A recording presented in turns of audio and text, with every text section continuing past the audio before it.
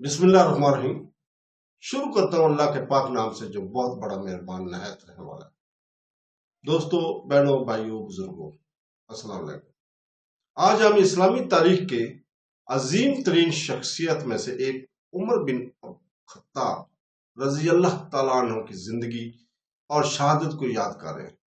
एक ऐसा शख्स जिसकी ताकत, इंसाफ और गैर ईमान ने मुस्लिम उम्मा को इसके नाजुक तरीन सालों में तश्कील दिया।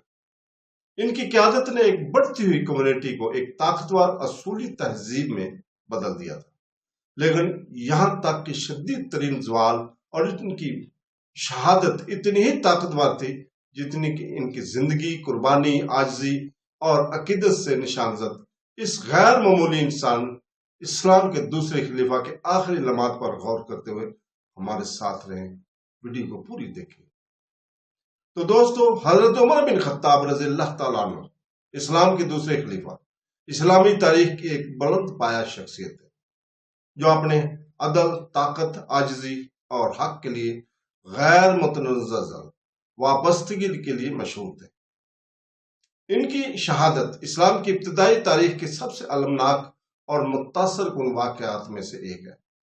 उन्होंने सिर्फ एक अजीम रहनुमा खो जाना बल्कि एक ऐसे दौर का खात्मा भी किया जिसने उम्मत मुसलमा के तशख़्ख़ुस को तश्कील दिया। हजरत उमर रज़ी अल्लाह तआला अन्हु ने गैर मामूली नज़्म ज़ब्त और इंसाफ के साथ हुकूमत की। इनकी क़यादत में इस्लाम जज़ीरा नुमा अरब से लेकर बाज़ंतीन और फारस के किनारों तक दूर दूर तक फैल गया था। फिर भी अपनी बेमिसाल कामयाबियों के बावजूद हजरत उमर आजिज रहे, सादगी की जिंदगी बसर करते रहे और अल्लाह ताला से डरते रहे। वो अपने लोगों की फलाह बहबूद को यकीनी बनाने के लिए अक्सर रात को सड़कों पर चलते थे और वो अल्लाह ताला के खौफ से नमाज के दौरान रोने के लिए जाने जाते थे। ये वो शख्स थे जो किसी जमाने में इस्लाम के दुश्मन थे, जो हजरत मोहम्मद सल्लल्लाहु अलैहि वसल्लम को कत्ल करने के नाउज़ बिल्लाह निकले थे, लेकिन जिसके दिल को कुरान के हुस्न ने ईमान के सबसे बड़े फातिहीन में से एक बना दिया था।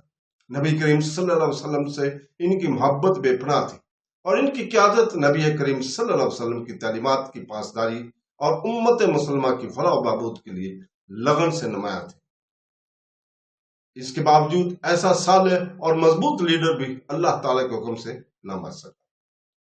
तो दोस्तों, हजरत उमर की शहादत का किस्सा हिजरत की 23वें साल शुरू होता है। इस वक्त इस्लामी रियासत तरक्की की मनाजिल तय कर रही थी, लेकिन तनाव और अंदरूनी चैलेंजेस उभरने लगे थे। हजरत उमर ने गैर मुस्लिम जंगी कैदियों को बगैर किसी माकूल वजह के मदीना मुनव्वरा के अंदर रहने से रोकने की पॉलिसी नाफिज की थी। ताहम ऐसा ही एक फर्द अबू लोलो अल मजूसी नामी एक फारसी गुलाम शहर में रहने में कामयाब हो गया था।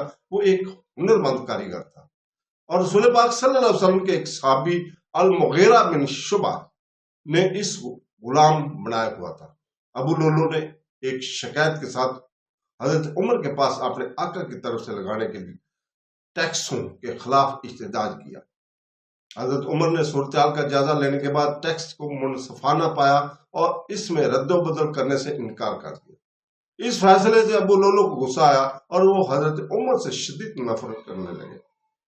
जिलहज 23 हिजरी तकरीबन 644 ईस्वी की इब्तदाई सआतुम 27 जिलहज को जब हजरत उमर रज़ी अल्लाह तआला अन्हु नबवी मस्जिद नबवी में नमाज फजर की इमामत के लिए खड़े हुए तो एक अलमनाक और होलनाक वाक़या पेश आया।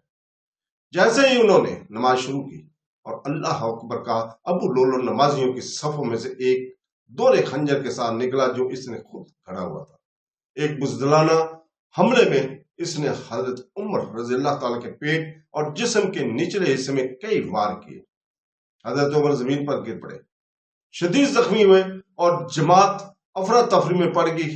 क्या हुआ था इसके एहसास करते हुए कुछ नमाजियों ने अबू लोलो को पकड़ने की कोशिश की, जिसने फिर कई लोगों पर भी उस से हमला किया और जख्मी किया और अपनी जान लेने से पहले इन्हें हलाक या जख्मी कर दिया। इस हमले ने मुस्लिम कम्युनिटी में सदमा पहुंचा दिया। हजरत उमर अपनी बेपनाह जिस्मानी ताकत और मौजूदगी के लिए जाने जाते थे اب زمین پر خون بہ رہا تھا۔ ان کے جسم کمزور ہو گیا تھا، لیکن ان کی روح اب بھی ایمان میں مضبوط تھی۔ اپنے آخری لمحات میں بھی حضرت عمر کی فکر اپنی قوم اور اللہ تعالیٰ کے سامنے ان کی جواب دہی کی تھی۔ انہوں نے اپنے جانشین کے انتخاب کے 6 معتبر اصحاب پر مشتمل ایک کمیٹی مقرر کی، جس میں مشاورت، شورا اور اطاعت سے وابستگی ظاہر کی گئی۔ اس لیے درخواست کی کہ جب تک اجازت نہ دی جائے اسے رسول پاک صلی اللہ علیہ وسلم کے ساتھ دفن نہ کیا جائے۔ ان کے بیٹے عبداللہ ابن عمر نے حضرت عائشہ رضی اللہ تعالیٰ سے اجازت طلب کی، جو ابو بکر صدیق رضی اللہ تعالیٰ عنہ اور رسول پاک صلی اللہ علیہ وسلم کی اہلیہ ہے۔ ابو بکر صدیق رضی اللہ تعالیٰ کی صاحبزادی اور رسول پاک صلی اللہ علیہ وسلم کی اہلیہ تھی۔ عمر کو رسول پاک صلی اللہ علیہ وسلم اور ابو بکر کے ساتھ حجرہ مبارک میں دفن کرنے کی اجازت مانگی۔ وہ روتے ہوئے یہ کہتے ہوئے راضی ہو گئیں کہ انہوں نے یہ جگہ اپنے لیے مخصوص کر لی، لیکن حضرت عمر کو ان کی حیثیت اور اسلام کی خدمت پر ترجیح دی۔ بستر مرگ پر لیٹتے ہی حضرت عمر رضی اللہ تعالیٰ عنہ کے پاس بہت سے اصحاب تھے۔ انہوں نے پوچھا کہ کیا اس نے اپنی ذمہ داریاں پوری کی ہیں، اور انہوں نے ایسے اپنے انصاف اور خدمت کا یقین دلایا۔ پھر بھی وہ عاجز رہے اور کہنے لگے، اگر مجھے انعام نہیں دیا گیا تو کم از کم مجھ پر بوجھ نہ بڑھے۔ جب انہیں پانی پلایا گیا تو وہ اس کے زخموں سے بہ نکلا، اور جب انہوں نے دودھ پیا تو وہ ان کے پیٹ کے زخموں سے نکل کر ان کے زخموں کے جان لیوا ہونے کی تصدیق کرتا تھا۔ حضرت عمر رضی اللہ تعالیٰ عنہ اور ان کے رسول پاک صلی اللہ علیہ وسلم کی خدمت میں جان دے کر مبارک شہر مدینہ میں اپنے رب کی طرف لوٹ گئے۔ فجر کے وقت یکم محرم بروز بدھ سال 24 ہجری بعد ہجری تقریباً 3 نومبر 644 عیسوی وہ اپنے خالق حقیقی سے جا ملے۔ ان کی وفات سے سیدھے سادے انصاف اور احتساب کے سنہرے دور کا خاتمہ ہوا، اور امت مسلمہ اس شخص کے لیے رو رہی تھی جس نے اس کی حفاظت کی، اس کی قیادت کی اور بے مثال خلاص اور عاجزی کے ساتھ اس کی خدمت کی۔ حضرت عمر رضی اللہ تعالیٰ عنہ کی شہادت کا اثر بہت زیادہ تھا۔ وہ طاقت کا ستون، مومنین کے لیے ڈھال اور انصاف کے مشعل راہ تھے۔ ان کی قیادت نے انتظامی اصلاحات، قانونی نظام، فلاحی پروگرام اور مسلمانوں میں اتحاد کا ایک طاقتور احساس دلایا تھا۔ انہوں نے اسلامی کیلنڈر متعارف کرایا، سرکاری خزانے قائم کیے اور فوج کو پیشہ ورانہ ڈویژنوں میں منظم کیا، یہاں تک کہ ان کے دور حکومت میں غیر مسلم رعایا بھی ان کے انصاف پسندی کی وجہ سے ان کے احترام کرتے تھے۔ ان کی شہادت صرف ایک رہنما کا نقصان نہیں تھا، بلکہ یہ ایک ایسے بصیرت کا نقصان تھا جس نے عظمت اور عزم کے ساتھ پیغمبر اسلام کی وراثت کے مشعل کو آگے بڑھایا تھا۔ ان کی شہادت ہمیں زندگی کے آخری سبق کی یاد دلاتی ہے۔ انسان چاہے کتنا ہی عظیم کیوں نہ ہو، ہر زی و رو کو موت کا مزہ چکھنا ہے اور صرف اس کے عمل باقی رہ جاتا ہے۔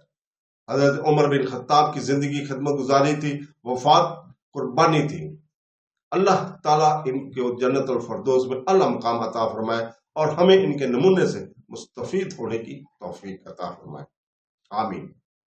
حضرت عمر بن خطاب رضی اللہ تعالیٰ کی میراث ہر طرف انصاف کے کام، ہر اذان اور حق کے لیے لڑنے والے ہر دل میں زندہ ہے۔ ان کی شہادت انتہا نہیں تھی بلکہ ابتدا تھی۔ اللہ تعالیٰ کی خاطر قربانی کی ایک لازوال یاد دہانی، ان کی یاد ہم سب کو متاثر کرے، آمین ثم آمین۔ اللہ حافظ۔